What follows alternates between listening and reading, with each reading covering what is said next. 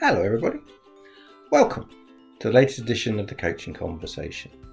In this series, we're aiming to help business owners, business leaders, and fellow coaches by sharing our experience and the experience of our guests who've coached people all around the world in all of different sectors and industries that you can imagine. So, very little more to say other than do please now sit back, relax, and enjoy this edition, and look out for a special offer for our loyal audience at the end of the programme.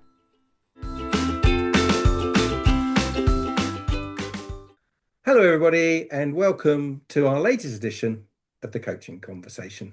Today, I'm joined all the way from Gujarat in India, Nikhil Raval, and we're going to be talking about leading across the generations. And frankly, I can't wait to get started. Nikhil, welcome to the Coaching Conversation, and perhaps you could let the audience know a bit more about your background and how you now find yourself coaching leaders in how to manage multi-generational, generationally diverse workforces. Sure. It's a pleasure to be here, Graham, and thank you for having me. And you're right, it's a topic which is gaining a lot of curiosity, certainly in the corporate world, and perhaps most of us would have experienced some form of generational conflict or some form of a generational divide in some way in our personal lives, whether it's our parents or our children and so on.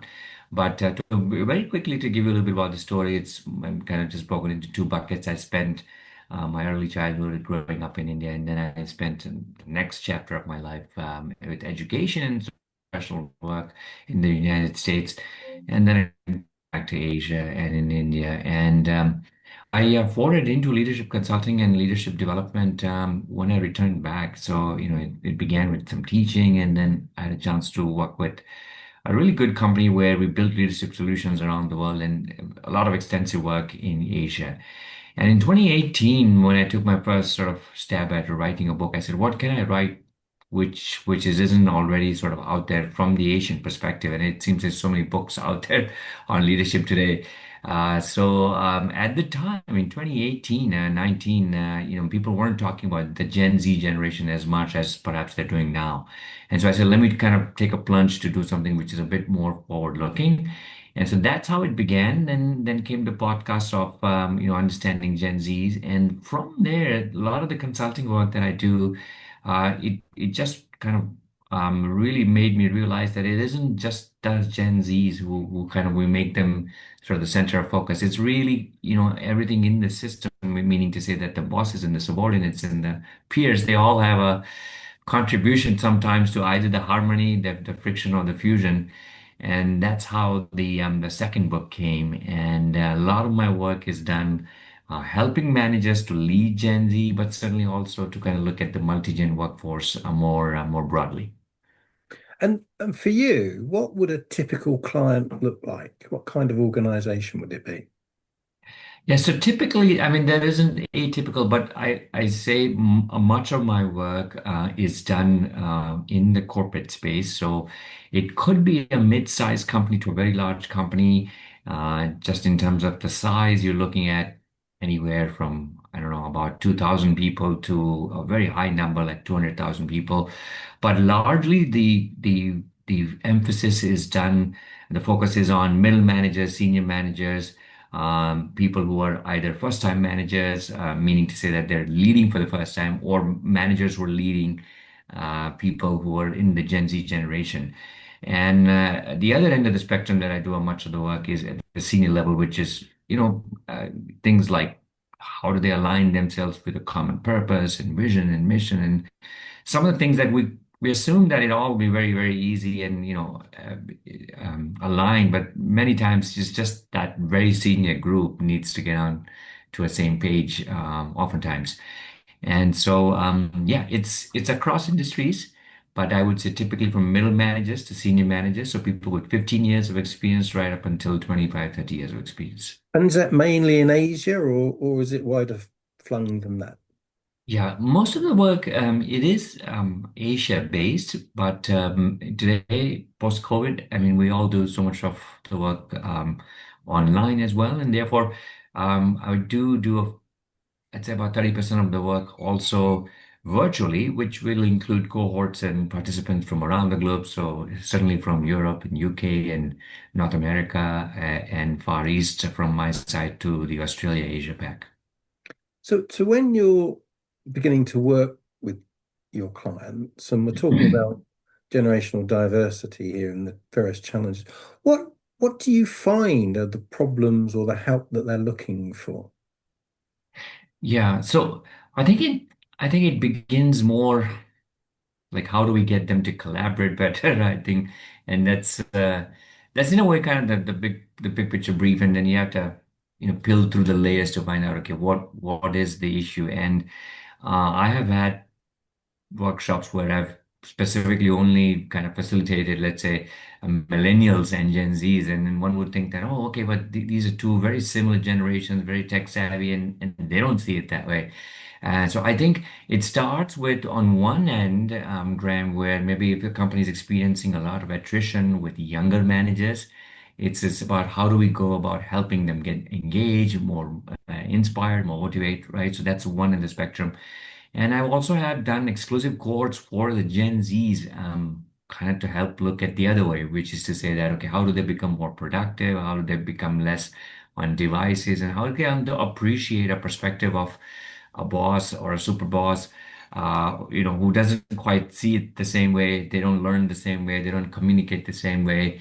And so I think in today's time and age, every company we can say comfortably has at least three generations, possibly four generations. And therefore, it is all about how can we make them work more productively? How can we make them more real team of teams, if you will, right? And kind of build a team which goes not just vertically but horizontally. And there are ways in which we kind of help them to think through that in the workshop and certainly post the workshop. Workforces have always been multi-generational, haven't they? I mean, this itself is not a new phenomenon, but what makes our awareness or our alertness to this diversity more sharp now than perhaps it was in the past?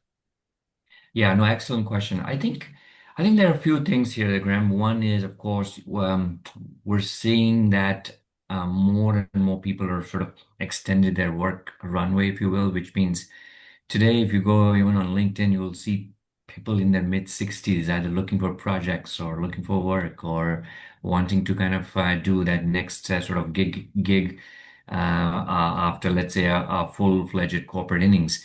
And so the one is that. Second is, I think it's just the nature of problems have become so much more complex, right? So when you think about industry 2.0, 3.0, 4.0, you can't just survive on like the basic degree you had 25 years ago, or let's say, in the first 25 years of your life.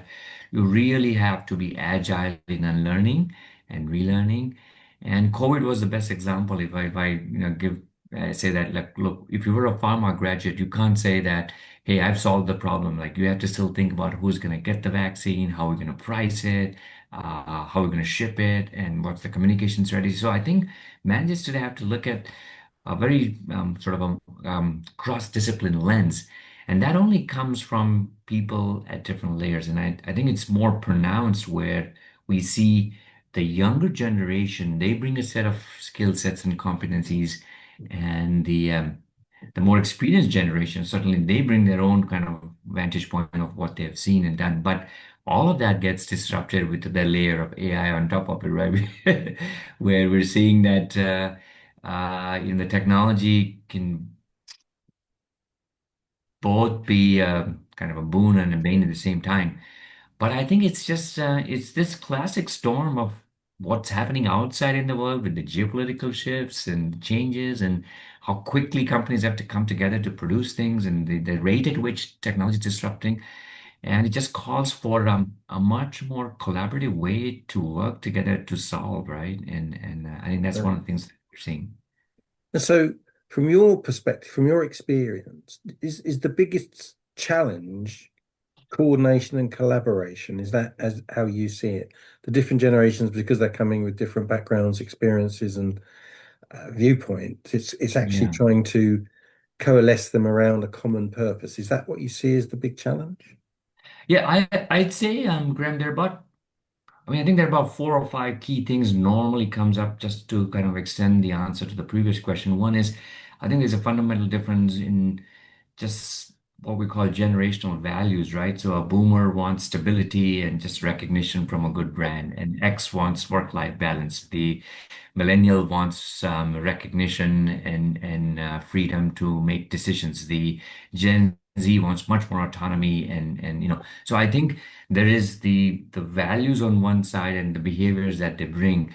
And so this then has a trickle effect where you can think about how generations communicate, how generations learn, right? The younger generation sees learning it on their own. The more experienced one wants to do a traditional workshop.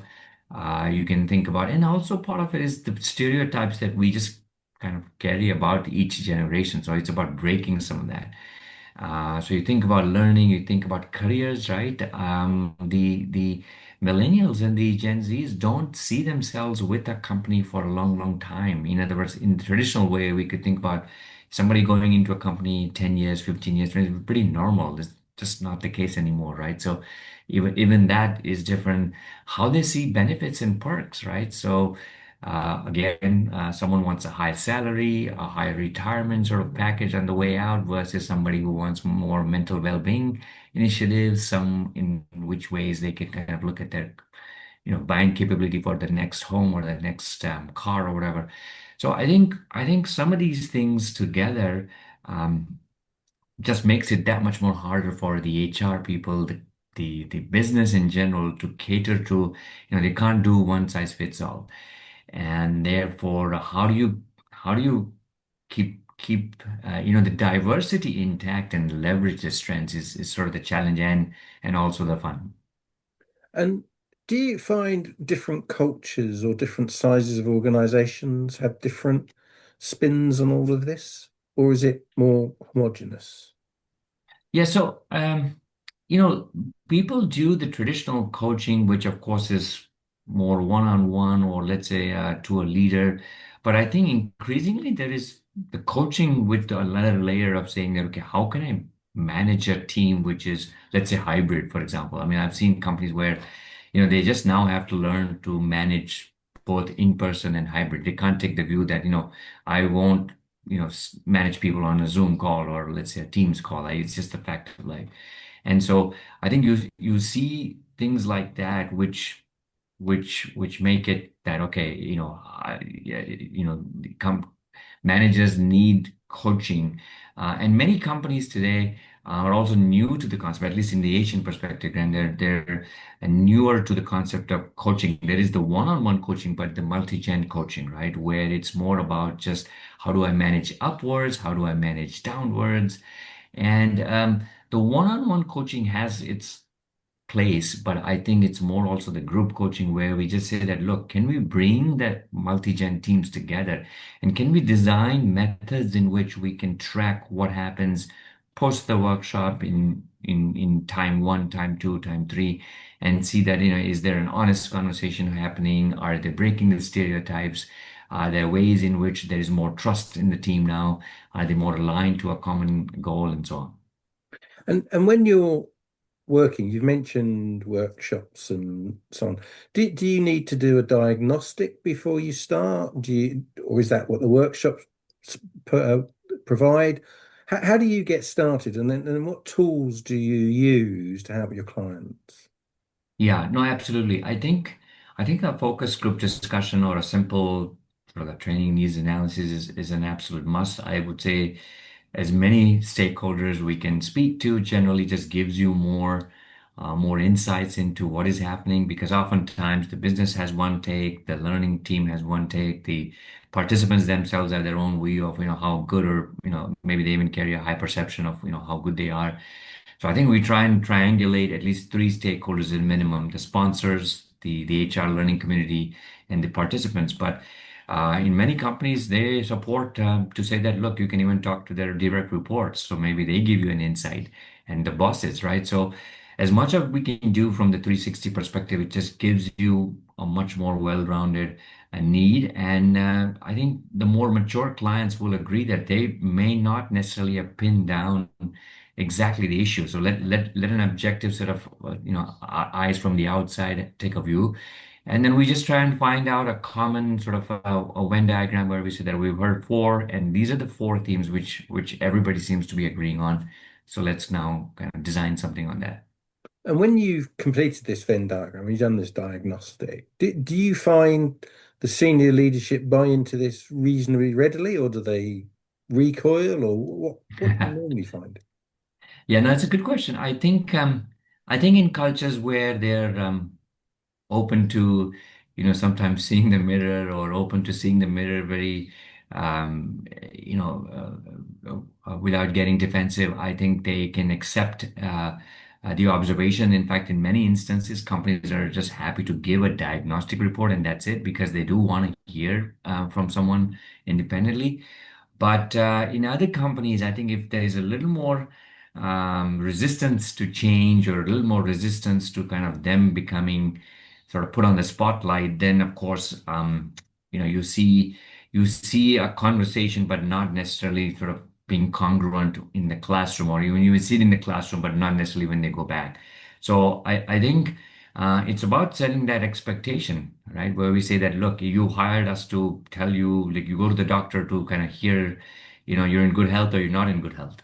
And therefore, we tell them that, look, it's not about, a score on at the end of the day. It's about the change that we want to help you make. And so for the most part, I think if you can demonstrate that and if you can, be very authentic about helping them, I think clients appreciate that.